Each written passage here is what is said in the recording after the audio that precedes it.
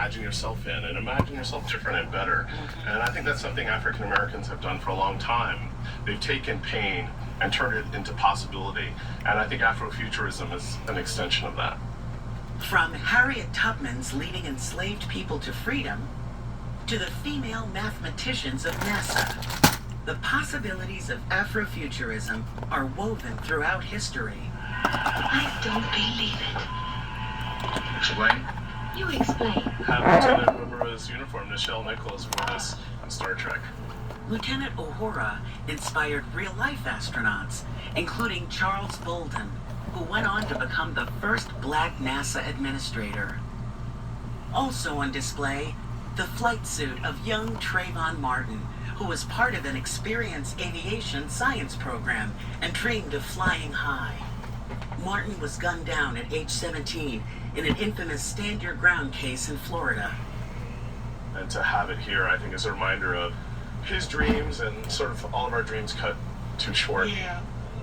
From music and movies to comic books, literature, and more, Here we are. black artists take a more expansive view of a world where racism and oppression aren't the defining factors, traveling through time and space. Octavia Butler's visionary science fiction earned her a MacArthur Genius Fellowship. I love what she says here. You got to make your own worlds. You got to write yourself in. She is so right. She sure did. It's the first introduction of... Curator Kevin Strait was inspired by this Oscar-winning costume. We have right here an authentic black hero. It's the late Chadwick Boseman's costume from the 2018 blockbuster Black Panther. Boseman played the king of the futuristic country Wakanda. I think people really connected to the notion of having a black hero, a black cast, in a black setting, in many ways sort of envision a new future. Right, an empowering future. Afrofuturism is dealing with the past. It's kind of reconciling the past. The first Afrofuturist was the first slave that decided, you know what, this slavery thing's not for me. I'm gonna get out of here.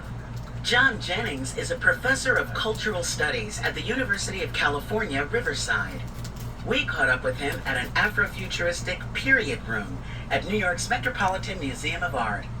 Jennings says Afrofuturists include icons like Tina Turner, President Barack Obama, and leaders of the civil rights movement. I always look at Dr. King as Afrofuturist. Afrofuturism is looking backwards to move forwards. I think it's a disservice to the past to forget it, you know? Yes. We have to actually understand where we've come from. For instance, don't think about the negative aspects of the past. Think about how much we've survived, right? Think about the positive aspects and move forward in a positive manner. Afrofuturism encouraged enslaved Africans to follow the North Star to freedom. And in the 21st century, Afrofuturists continue to move the culture forward to a different way of thinking, to our own limitless Wakandas. I think so much about bringing my son and his friends to see that movie and how much they took it for granted in a way that there could be this black hero. Mm-hmm. And that sense of heroism is part of, I think, Afrofuturism's power.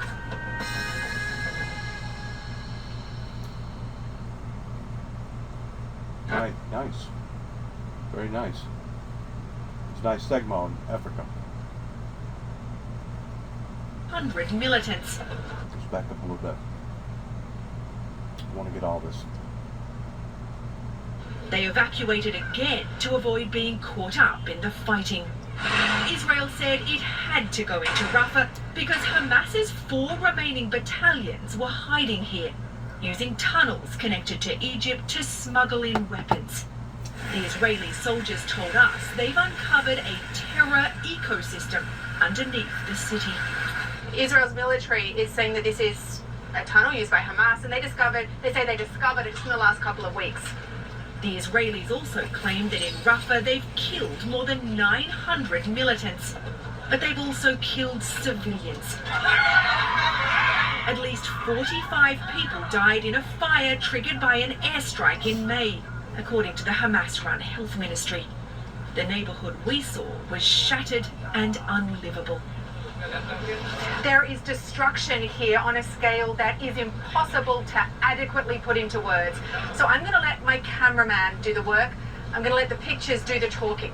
This is now a wasteland. The only people we're seeing here are Israeli soldiers. We didn't see any of the militants who are still fighting. But we heard sporadic outgoing gunfire from the Israeli side, There was a including as we interviewed Rear Admiral Daniel Hagari, a spokesman for Israel's military. As an Israeli, how do you feel about the fact that so many Americans are now condemning what Israel is doing in Gaza? I think it's something that we need to be better in explaining ourselves to the world. The United States is the biggest ally of Israel. After that, we were told to move. The fight for Rafah isn't over yet. Hamas leaders are still at large, and this bloody war has now been raging for 9 months.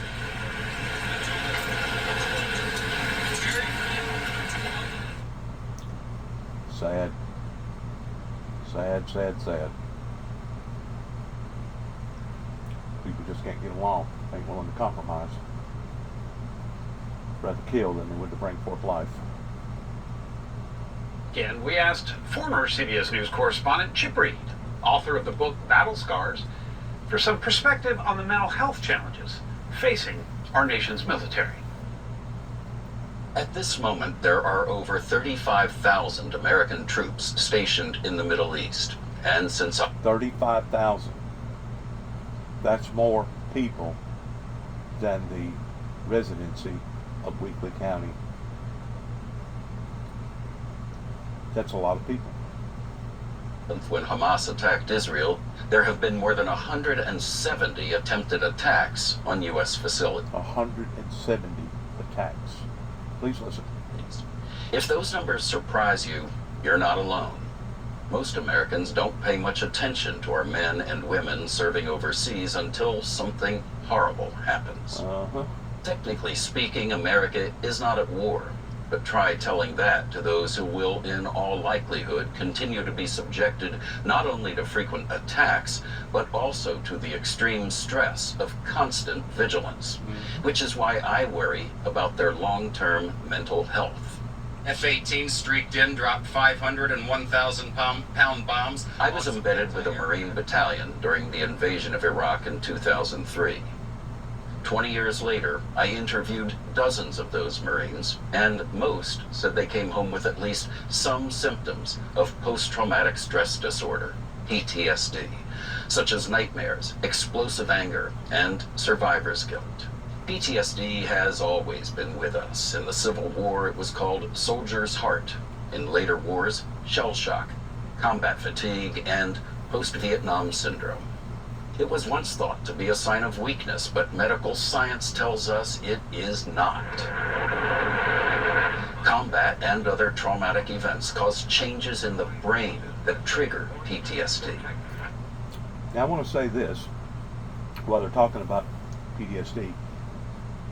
There's more ways for a person to get PTSD other than being engaged on the battlefront. You can be involved with a bad relationship. You can be involved with a bad car accident. You can be involved with something extreme that occurs in your life that will set you back, that will basically destroy you if you allow for it to.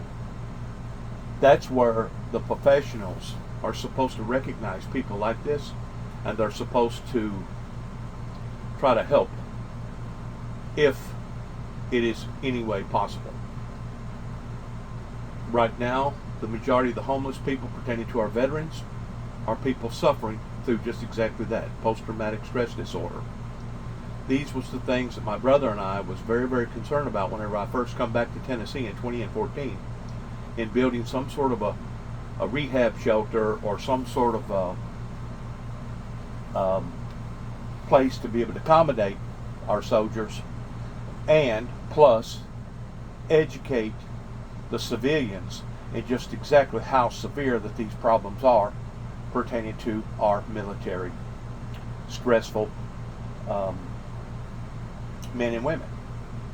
Of course, we see right quick, if you know anything about the Windmill Ministries missions here at 291 Thompson Road, Sharon, Tennessee, zip code 38255, that basically our hand was cut off before we ever got it stuck out good, as far as trying to help the community and help those in the community that was going through such turmoil such as this. This is the primary reason why that I personally blame the professional people up in the courts pertaining to Dresden, Tennessee, because they was aware of what our intent was out here, and they allowed for us to basically endure the storm again and again and again. And it just so happens that my younger brother, David Jeffrey Jackson, couldn't endure the storm, and basically it took him down. It took him under. It did leave permanent scars on me pertaining to obesity, diabetes 2. There was at one point that I was at the point of being depressed, of being suicidal. I'm now working my way out of that depression and out of that hole. This is something that you steadily got to work on, similar towards how an alcoholic identifies, first of all, that he is an alcoholic. Secondly, he has to identify, or he or she has to identify, that they won't help pertaining to being an alcoholic.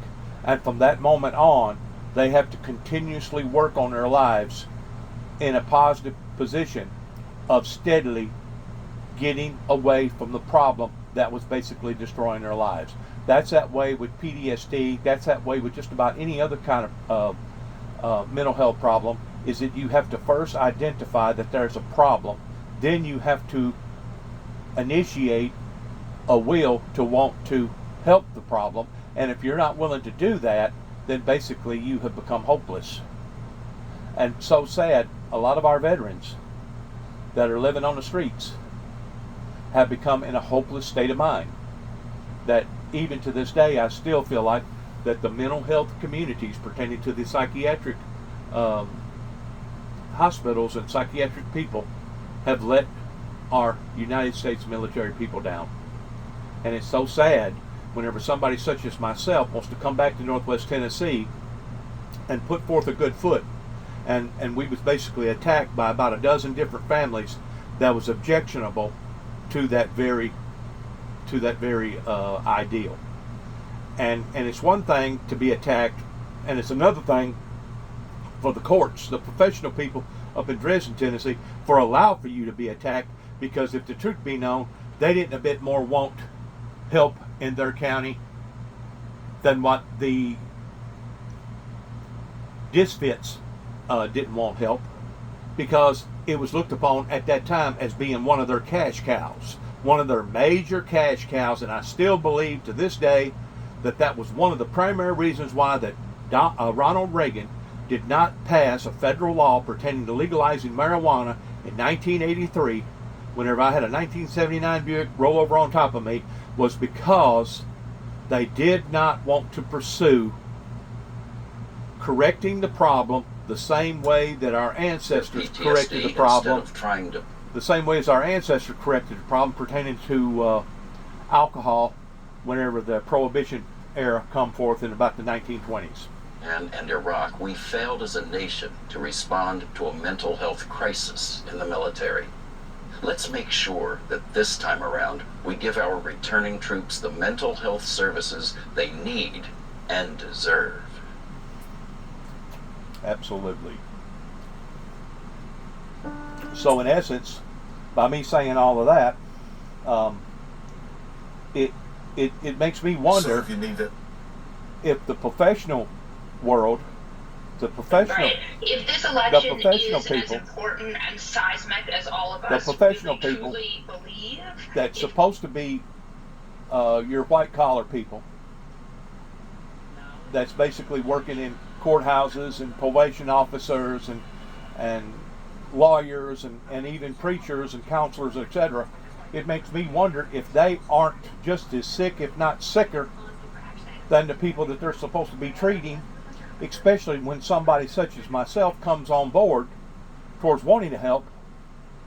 And like I said, basically the Windmill Ministries missions was shot out of the saddle before it ever got out of the gate, good, going all the way back to 1988, whenever I first stood out into the eyes of the general public, especially since 1989, because it was in 1989, speaking on the WENK news station up in Union City AM station, where basically most all your broadcasters pertaining to your ministers sometimes either have or at least had a desire towards wanting to get on TV and wanting to get on radio and spread their message a bit further.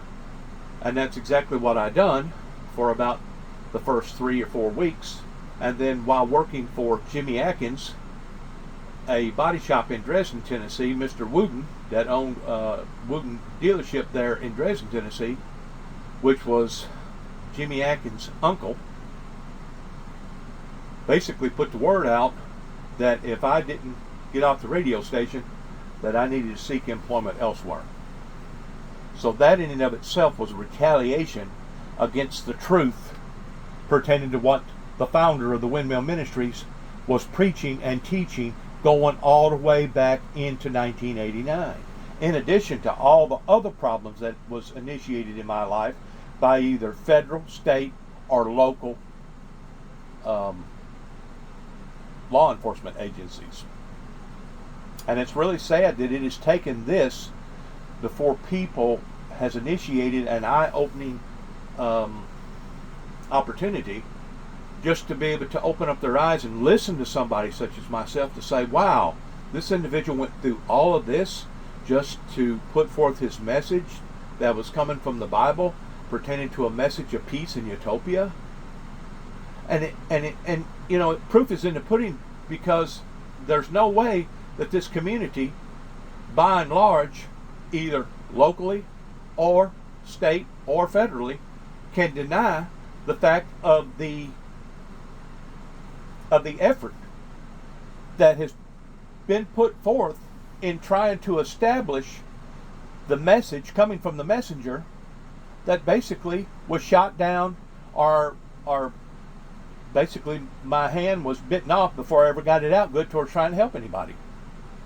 I've never seen a society that is so dead set in wanting to go in the wrong direction, or so dead set in wanting to be self-destructive. I've never seen it like it is right now. And to be quite honest with you, it's very, very scary. Not just with post-traumatic stress disorder coming from our military, but basically the people that's in charge of our lives, that I still don't get it of how come the people that put these people in power continue to put these people in power, knowing good and well that they haven't done adequate job in the past. What makes you think that they're going to do an adequate job in the future? It's almost like everybody's bewitched. They're brainwashed. And they haven't come to their senses yet toward just exactly who drove us to this point and period in our lives. So I guess the only way to initiate a turnaround or a cure is to bring it to the point of total disaster before people will start listening to other people pertaining to what is the solution to the problem. How can we correct the problem? Well, you got to first start at the core of the problem. Who was it that allowed for this to get in this type of shape to begin with? Those are the people that are not part of the solution to the problem, but are actually the problem. You get them out. That's the first thing you do. And then you put forth good people in there that does have an insight, that does have good ideals, that does avert good strategies pertaining to trying to turn this all around. Because there's no doubt, there's certain people, as far as I'm concerned, they have purposely not only tried to destroy the Windmill Ministries missions, that was a godly called mission, beginning not just in 1988, whenever Nine Tapes went to the White House, but actually beginning in 1983, whenever I first started discussing about the New World Order, the One World Government, the Two Witnesses, the opening of the Seven Seals, the Four Horsemen, etc., etc., etc. that was basically whenever the movement began, and that was also whenever the resistance movement began towards basically people being anti-Jubies. The anti-Jubie movement built and growed strong to the degree that they actually set up shop in this area less than about a half a mile from where I live, towards putting in an occultist group called the Wiccans that are known of praying to the creation more than praying to the Creator. Basically a bunch of demon worshippers. Our church society around here allowed for that to happen. Our political structure allowed for that to happen. So until that's turned around, we are only going to continue to be like the dog chasing after his tail, that we're moving. Yeah, we're moving full force, but we're not going nowhere. We're just going around and around and around in circles. That's what not just the Tennessee legislation, but basically the United States legislation has allowed to happen to the American people. And until the American people wake up to this, we're basically on a trajectory of doom. A trajectory of doom and gloom, and instead of things getting better, they're only going to constantly get worse. And I'm just not talking about environmentally speaking. I'm talking about our social structure. I'm talking about our spiritual structure pertaining to our houses of God. I'm talking about all the above pertaining to a group of people that instead of them wanting to engage in bettering their lives, they're actually engaged in wanting to defile their lives, worsen their lives.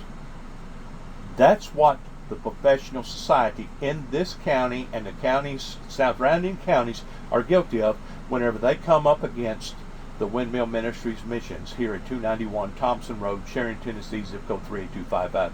And like I said, it's one thing for our military to come back with post-traumatic stress disorder, but it's another thing for the citizens not to recognize this problem, that makes me wonder if they themselves aren't just as warped as the people that come out of a combat zone.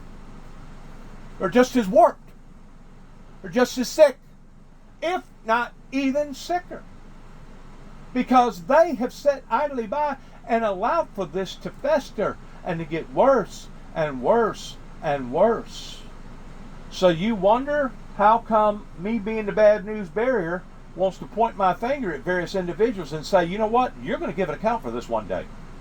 You're going to give an account for this one day, because you was the adult in the room, and you sat idly by and you allowed for this to fester and get worse and worse and worse, and because of it, you'll be held accountable to the fullest extent, not necessarily of man-made laws, but God's laws, and how come you didn't, or you didn't do what you were supposed to have done, but you didn't do. It's called accountability. And whenever we have leadership such as we have right now that is obviously inadequate, and the people don't rise up against that type of leadership, it makes me wonder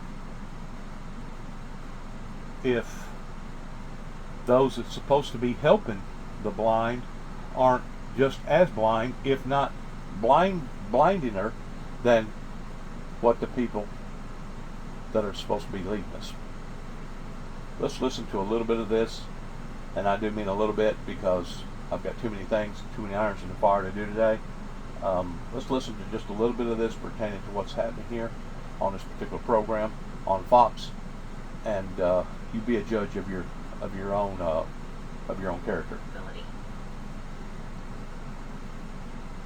He should be mopping the floor with Donald Trump. Joe Biden is running against a criminal. It should not be even close, and there's only one reason it is close, and that's the president's age. So far, 5 House Democrats have publicly called for the president to leave the race, but there's a good chance that number could go up in the coming days. House Minority Leader Hakeem Jeffries is navigating the turmoil within his caucus. Publicly, he's voiced his support of the president after the debate. Privately, he's kept his ears open, listening to members' concerns like the fear that the president could jeopardize Democrats' chances of flipping the House in November. His virtual meeting with top House committee Dems today underscoring the urgency of the moment. Now this is where we the people have to have enough sense to understand what's actually going on pertaining to the criminal. Did the criminal become a criminal because the criminal wanted to be the criminal? Or did the criminal become the criminal because the criminal was basically forced into a situation of being a criminal? You gotta be willing to put all the dots together, not just with everyday society and how many people has fallen through the cracks because of what the professional world did not do.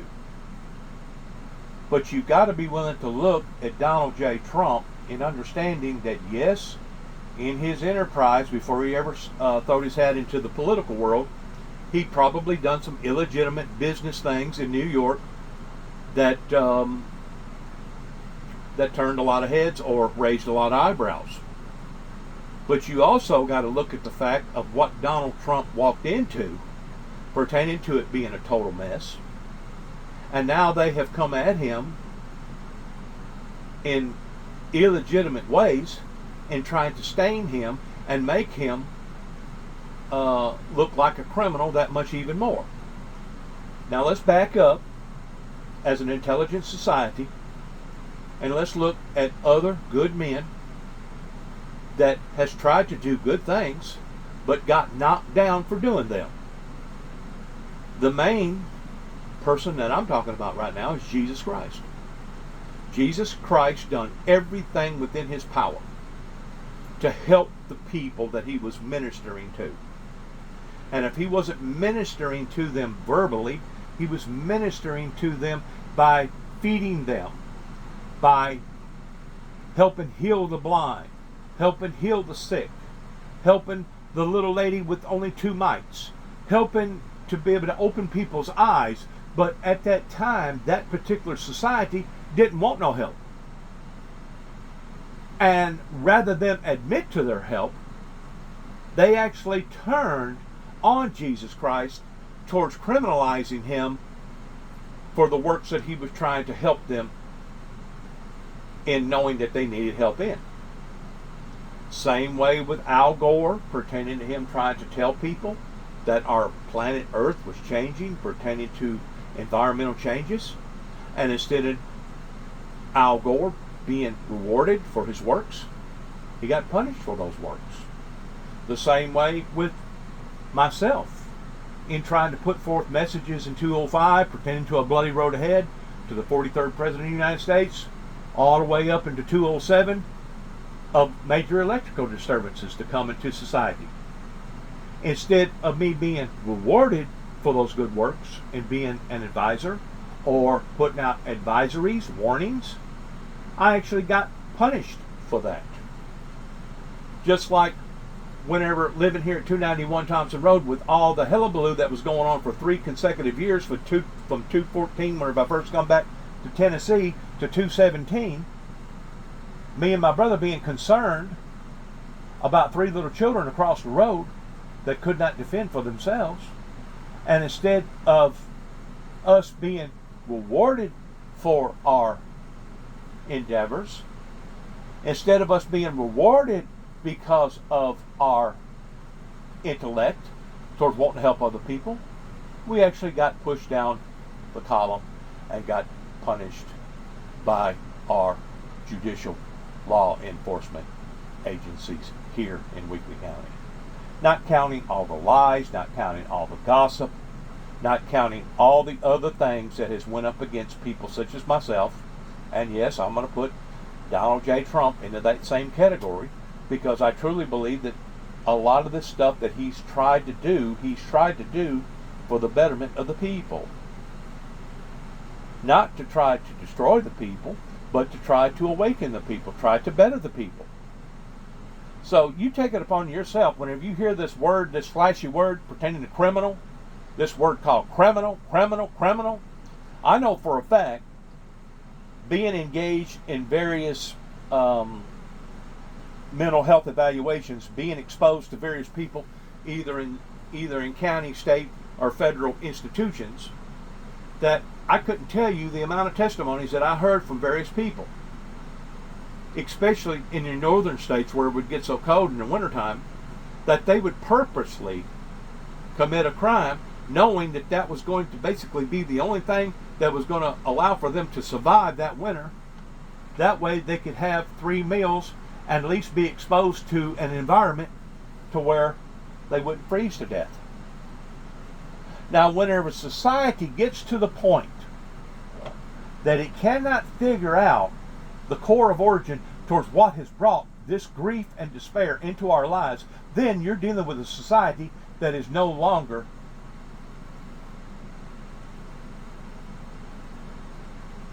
helpable. You're dealing with a society that is doomed.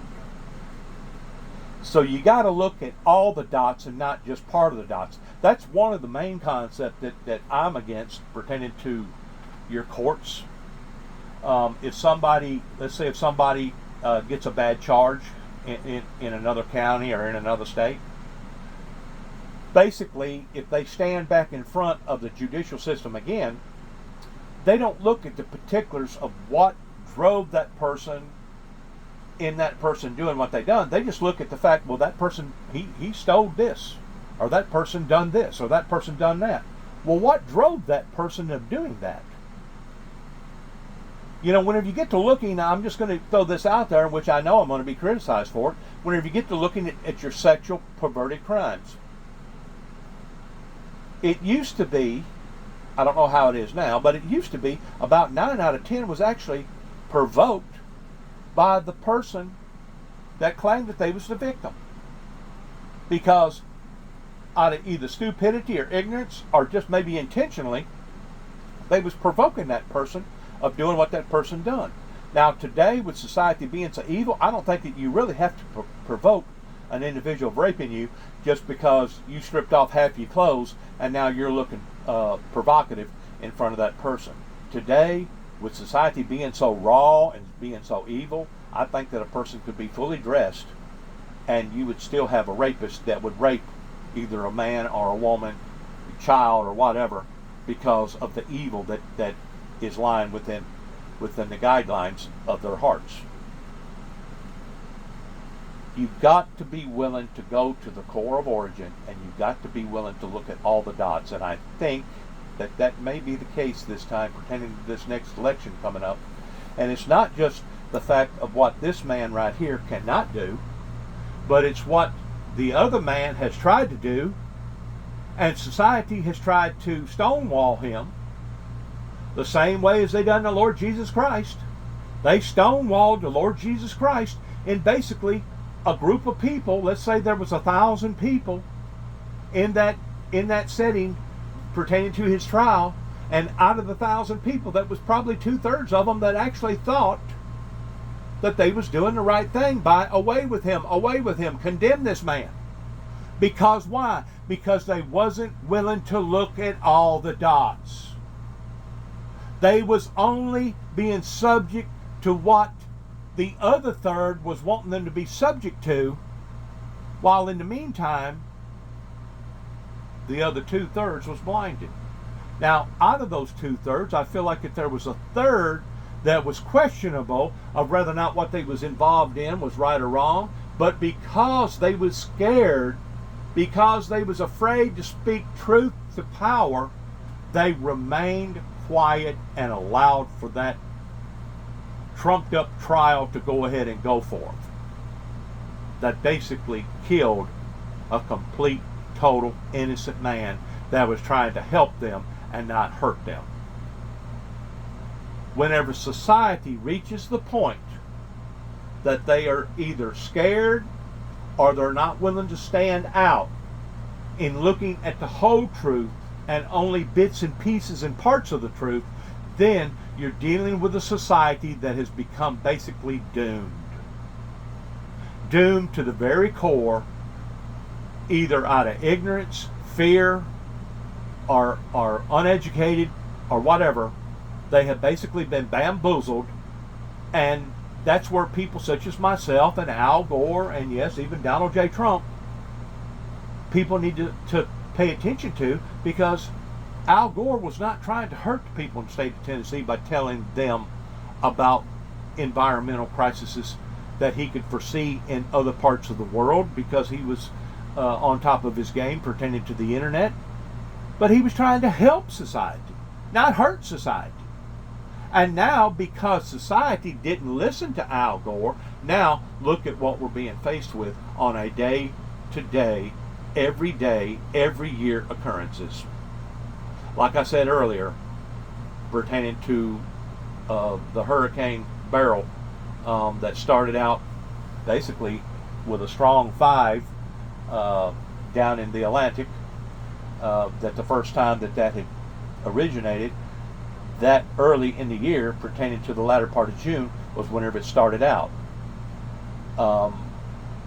These major Category 4 or 5 hurricane storms that used to only come every 100 years have been diminished down to every 50 years. Then they diminished it down to every 20 years. Then they diminished it down to every 10 years. Well, now we're getting these Category 4 or 5 storms. Sometimes 2 or 3 of them a year, every year. So if you can't figure out that the forces of nature is basically becoming more frequent and worse whenever it does come in the form of these deluges or hurricanes or tornadoes or whatever, then obviously you're on a different planet. Now, the next question is this. Let's say you have figured out that there was a problem pertaining to our environment. Are you willing to stand up and say something about that environment? Are you willing to actually engage in a movement towards trying to change the trajectory of what we're on right now, of helping the environment versus continually hurting the environment? That's the question. That's the $64,000 question that the American people need to ask themselves pertaining to this next election coming up, which is and will be a crucial election pertaining to whether or not we go further into the storm, or whether or not we start working ourselves out of it. It's almost reached the point of $35 trillion, and seeing all the illegals coming over to our great nation, seeing all the drugs, seeing all the gun violence, seeing all the other problems, it's almost reached the point of no return, that there is no help. But as long as there's help, as long as there's hope, as long as there's breath, there's a possibility of changing it. That's the question that the people of this election is going to have to ask themselves. Is our endeavors worth it towards changing the trajectory that we're on right now? Because obviously the trajectory that we're on right now is doom and gloom. Not only financially, not only economically, not only environmentally, but basically as a civilized society in general. As a civilized society in general, we are on a trajectory of doom and gloom. Now, society has to ask themselves a question. Is it worth your endeavors in putting forth your good foot in trying to change this trajectory that we're on right now? That obviously we're not going to be able to fix the problems overnight. And a lot of us are at the stage or the age that odds are we're not going to be able to see any successes anyway. But does that mean that we're not supposed to put forth our good foot in helping the generation below us, and the generation below that generation, and the generation below even those generations? These are the things that this society is going to be held accountable for if you don't do the proper and right thing. It has reached the point that the cliche of, well, I didn't know, or the cliche of, well, if we was given another opportunity. You have to make your opportunities in life. You have to fight, and you got to be willing to endure the storm, because I guarantee you, if I didn't have a full footing in the seeds of the Lord Jesus Christ, I would have done already given up, not just recently in this last battle of skirmishes that I went through from the year 2014 to the year 2017 here in Northwest Tennessee, but I would have given up. And that's exactly what society wanted me to do. They wanted me to divert. They wanted me to desert this ideal or this vision that God planted this seed into my heart and into my head. They wanted me to divert from that and say, you know what, y'all have won and I've lost. Well, just like I told my son yesterday that come here to 291 Thompson Road, Sharon, Tennessee, just to give me a brief visit, talk about a few things that needed to be talked about. I'm not going to divert.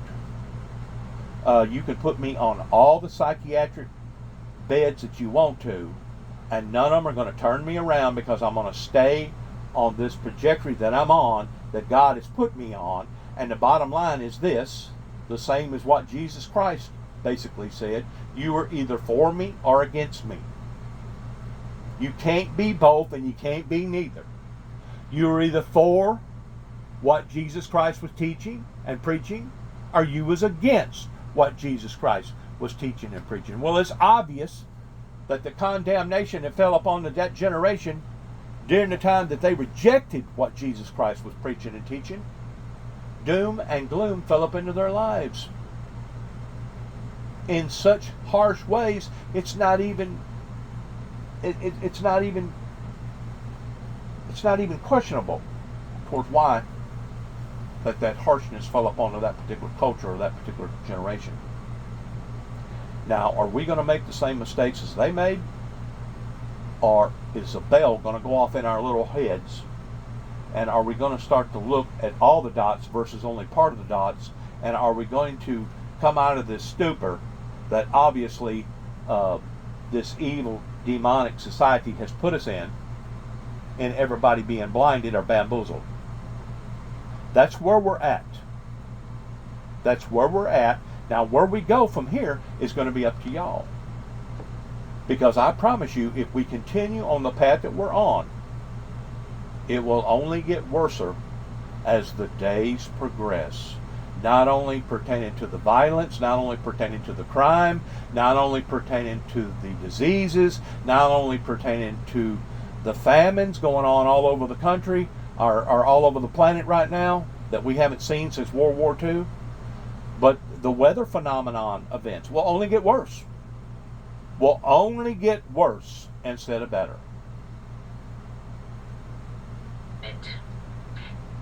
There are colleagues that feel very strongly he should stay, and colleagues that have publicly expressed, and a lot of people in between. I think there's going to be, the media is going to swarm. They're going to be putting kerosene on a fire.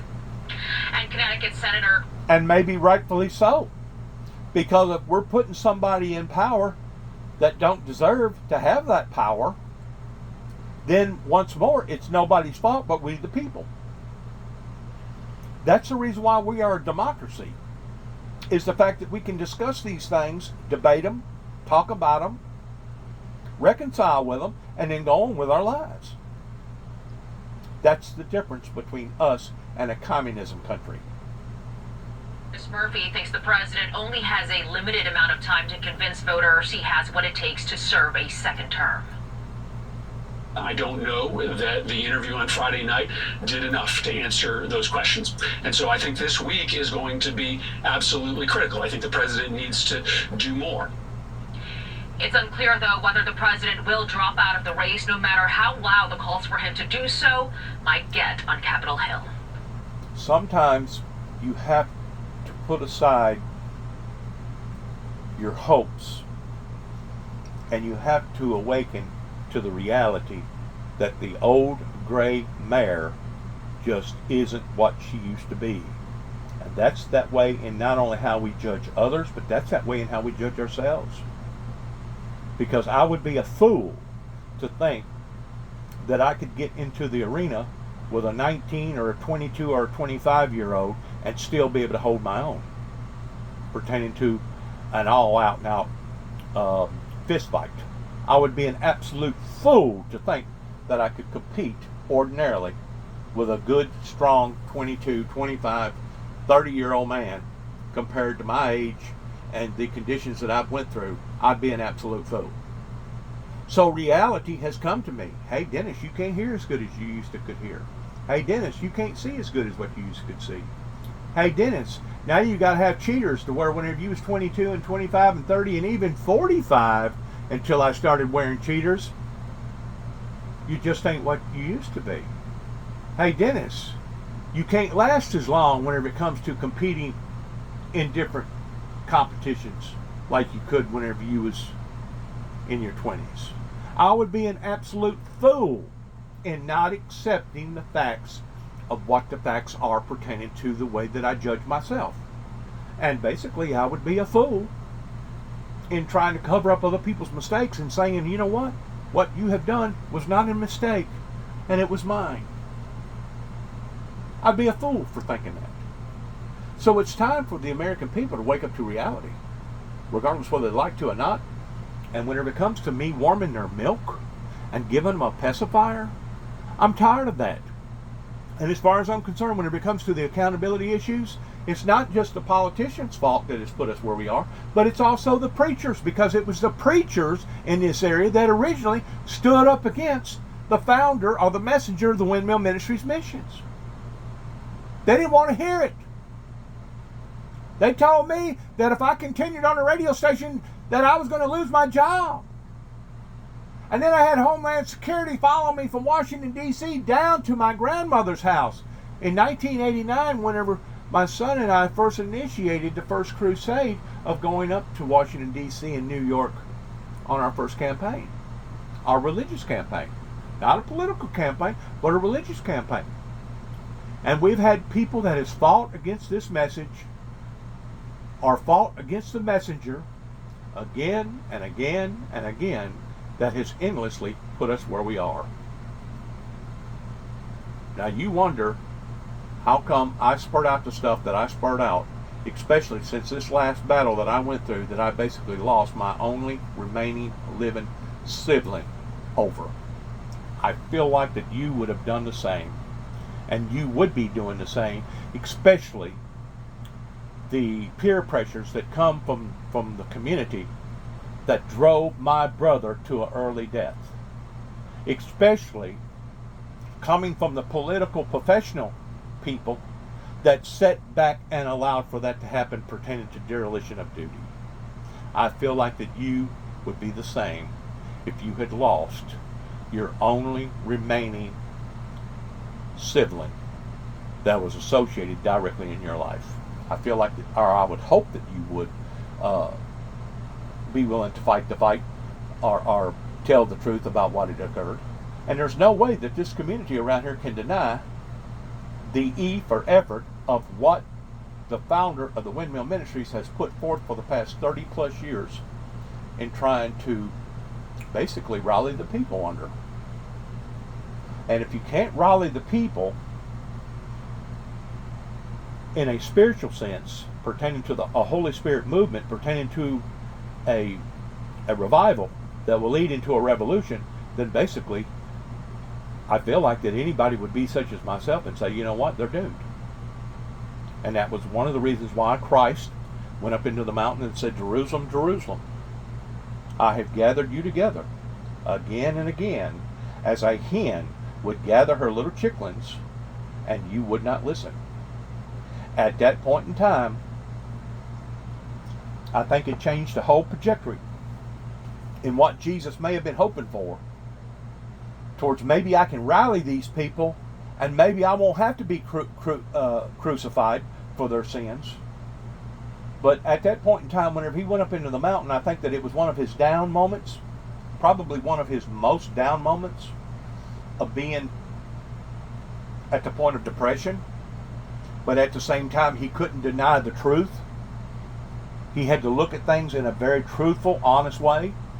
And that's whenever he basically threw his hands up and said, you know what? There's no way of me escaping the fact that they're not going to acknowledge me. They're not going to submit to me. They're not going to come around, which leads me to the last, which was basically the first ultimatum, that Jesus, you are going to be the sacrifice for all of man's sins. And at that point in time, I truly believe that Jesus Christ started looking at things in a different perspective pertaining to his own life, that it was just a matter of time before they was going to illegitimately take his life. And once more, they did not take his life, but he willfully laid his life down, because Jesus Christ, if he chose that he didn't want to go through what he went through, he didn't have to go through it. Not the way that he went through it. He didn't have to do that. But he did it out of love. He did it out of mercy. He did it out of compassion, because he knew that was his calling. That was what the Heavenly Father had called him to do. And at that point in time, there was not no getting around it. There wasn't no cheating around it. There wasn't no skipping around it. There wasn't no, well, maybe it could be this way or maybe it could be that way. Whenever he went up into that mountain and said, you would not listen. I've tried to help you. You're unhelpable. I feel like that his whole persona of his trajectory in his disposition completely, totally changed. And if you'll read the scriptures from that moment on, that basically set a sail of different things that went on in his life during the latter part of his ministry, along with going into the temple and showing his disapproval in a form of rage. That was basically Christ then, at that point in time, provoking them in, okay, show me your cards. What are you going to do? And of course, the answer was inevitably the wrong answer, which was, we're going to kill him. Away with him, away with him, away with him. And it wouldn't have mattered at that point in time, probably, even if that other third would have stood up and said, well, wait a minute. Does this man really deserve to die? Because at that point in time, there was already such of a hostility group of people that had built up their rage in an illegitimate way, that it wouldn't have mattered if it would have been 10 or 110 or 1,010 that would have spoke up. Of course, we're just talking about a third out of 1,000. It wouldn't have mattered. They were still going to crucify Jesus Christ. They had already allowed for Barabbas to go free, which was a known, low-life person that was probably one of the most horrifying persons to try to live in society, in a decent society. They went ahead and let that individual go and chose to crucify God, God's only begotten Son. Is society going to continue to make the same mistakes? It's a $64,000 question. Because this election that we're walking off into is going to be crucial. And if it's not crucial necessarily in our generation, it will be crucial in the generations to follow our generation, that one day, our grandkids, and those that we don't even know that are grandchildren yet, are going to be tugging on our coattails and going to be asking us, how come we allowed for this to get in the shape that it's in? How come you didn't speak out? How come you didn't try to resist? How come you didn't tell the truth, the whole truth, nothing but the truth?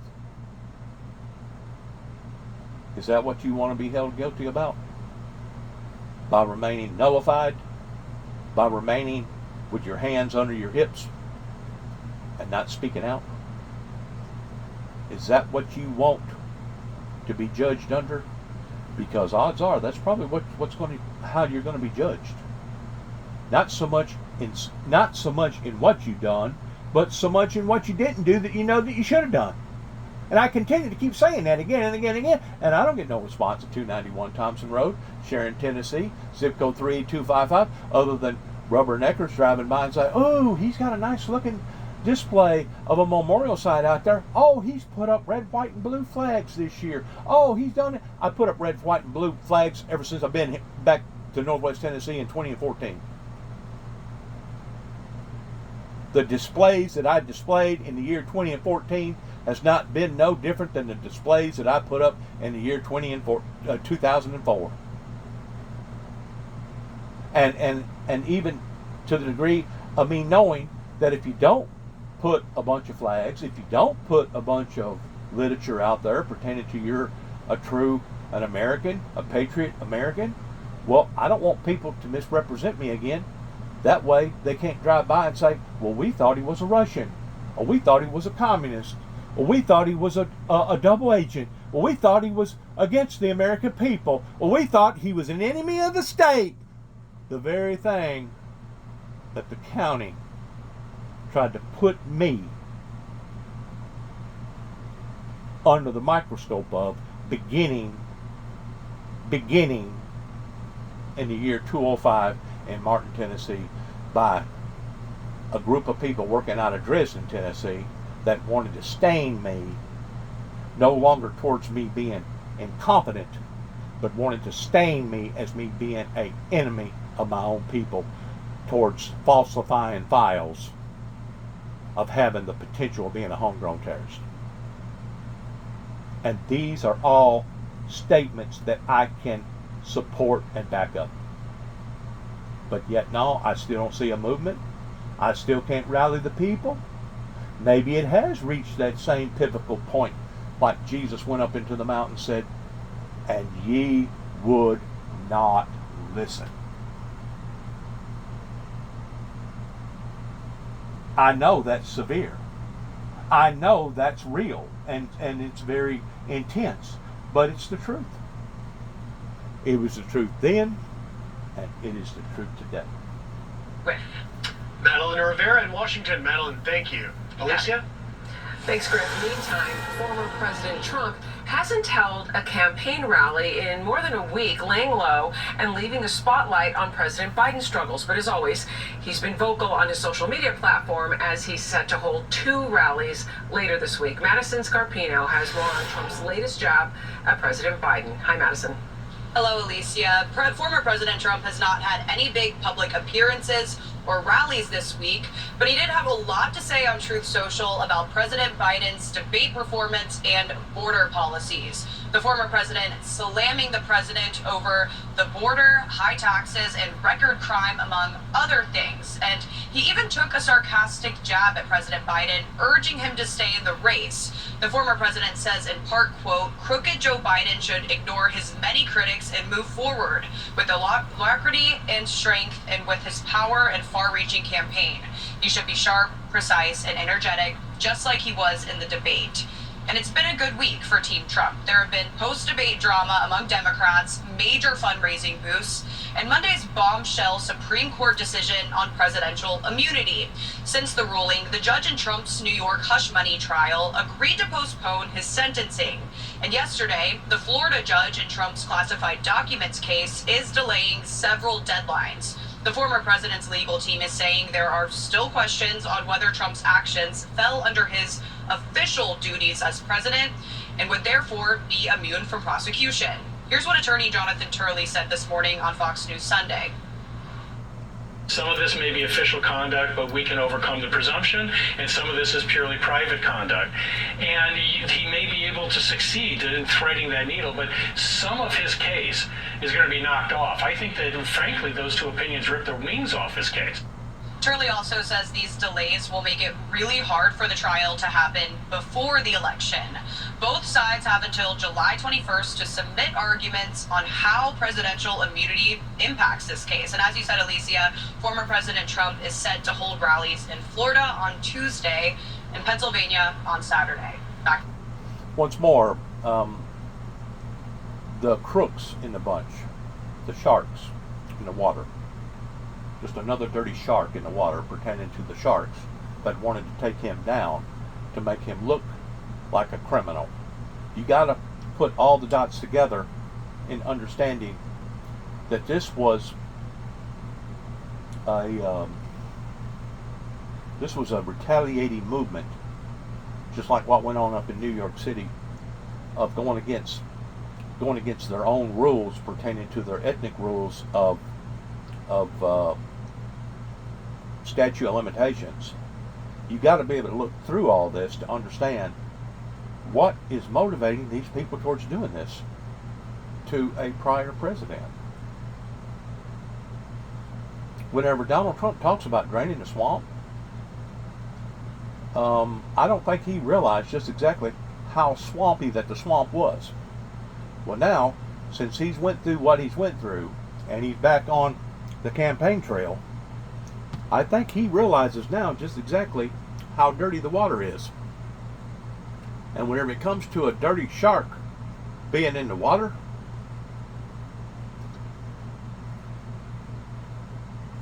I don't think that he realized just exactly how dirty that the water actually was. That's kind of like me,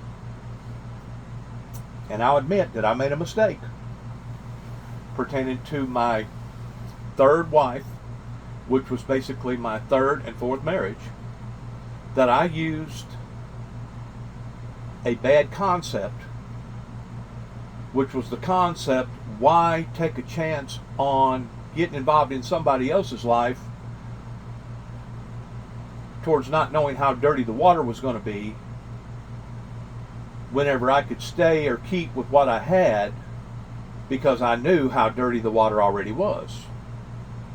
Well, I knew at that point in time, before I made that decision of marrying Miss Jackson again, of how dirty the water was, but I didn't realize how dirty and dark that the water could become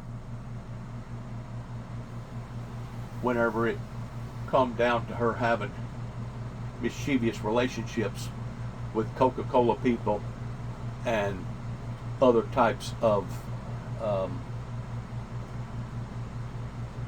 illegitimate acquaintances in her lives, to the degree that I basically gave my heart and life back over to Christ, and within 90 days going back up to LBL to cleaning up the sacred site, praying for a revival once more for peace and utopia, and coming back home that weekend and the house completely being in shambles pertaining to her hiring a crew, bringing in a rider truck, and basically leaving me with the leftovers.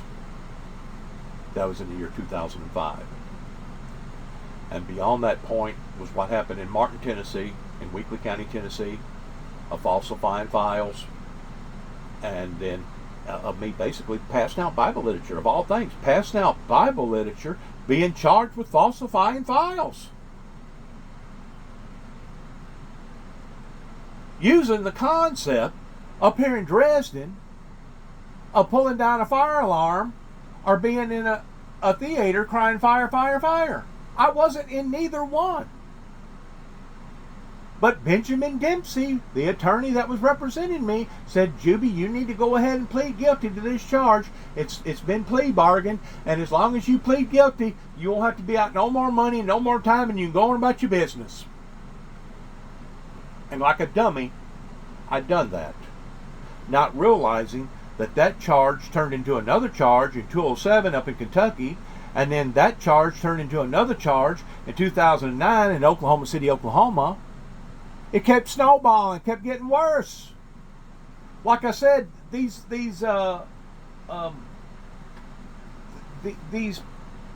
people that work in law, they only want to see what they want to see out of this individual. They don't want to look at all the fine print. They just see a charge. Well, you was charged for stalking in Kentucky. They ain't concerned about whether or not it was over 2 telephone calls or what initiated the 2 telephone calls.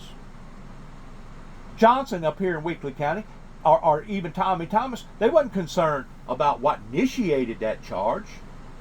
The charge never should have been placed on my life to the degree of being a federal charge. At the very most, they should have got me for telephone harassment. Because it was 2 telephone calls after my probation had ended in the period of a 90-day period. 2 telephone calls. One call was to LBL Law Enforcement Agency, and the other telephone call was to Miss Gary Hawkins. And what did they do? After they arrested me and brought me back to Kentucky, they lied, they crawfished, and now instead of it being a federal charge, now we're going to turn it into a state charge. And we're going to make it give the appearances that we're actually giving Mr. Jackson a good deal. even though Mr. Jackson spent almost a year in jail over 2 non-threatening telephone calls and did not violate any judge's order. Well, Johnson up here, do you think he was concerned about the facts? No. Only thing Johnson wanted was a trophy.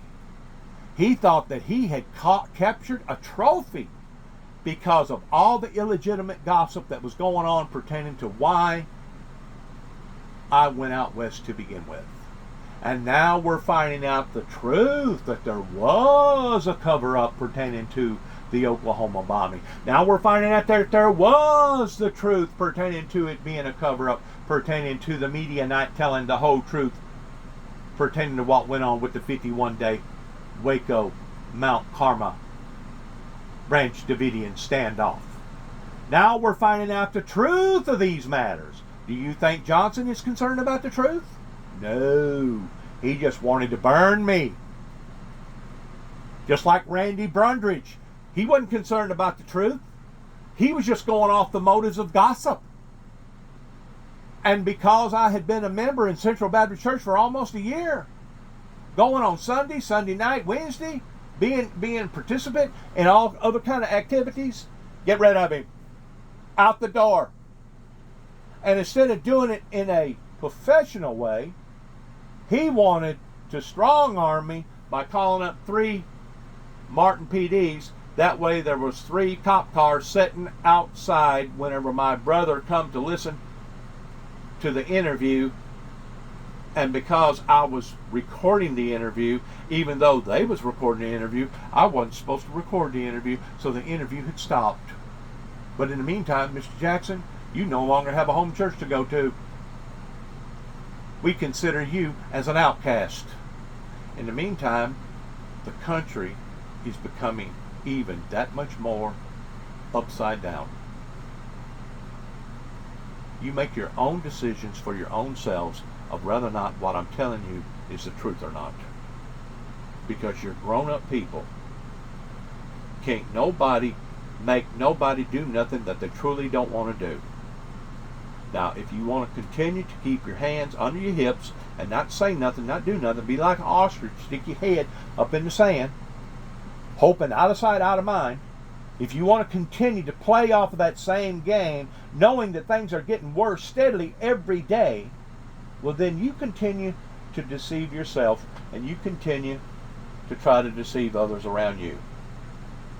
In the meantime, people such as myself and Al Gore, and yes, even Donald Trump, are going to tell you the truth, the whole truth, nothing but the truth, and you can either accept it or reject it, just like the people did whenever Jesus was teaching them, ministering to them, distributing to them good manners, and they still turned on him anyway. Good luck to all of us. God bless America, God bless our troops, and God bless our endeavors towards where America goes from this moment on in the year 2024. This is July, I think it's July the 6th. Basically the 4th of July weekend, the ending of the 4th of July weekend on Sunday. Good luck to each and every one of us, and may heaven help us all, because we have reached such a pivotal state of mind and state of affairs in America that we're on a slippery slope right now, my friends, and it ain't going to take much to push us off the cliff. We are that close of bringing destruction into our lives, and if we're not smart enough, or if we don't care enough to do something about it, we have no one to blame but ourselves. And I'll say that in any trial court, I'll say that in any jury, in front of any jury, in front of any judge, that what has went on here in Weakley County, going all the way back to 1983 in Obion County, in a little town called Kenton, Tennessee, was all illegitimate and wrong. Even the things that Homeland Security done was wrong. It was against my own personal constitution of freedom of speech, freedom of bear arms, Don't say what kind of arms. I had a sword that was locked up in a case. They never should have bothered it. They never should have destroyed it. They never should have went after the Windmill Ministries missions, but they did. Now you see the results from it after 30 plus years later. So make your own decisions. Make your own decisions. You're grown-ups. Make your own decisions. Ain't nobody sticking a gun in your head and making you do nothing that you don't really want to do. Make your own decisions. We see what the people in front of you, pertaining to the adults, pertaining to the baby boomers, we see what kind of mess that they have made. Now, are we going to continue to keep making the same mess? Or are we going to try to address it and fix it adequately and professionally?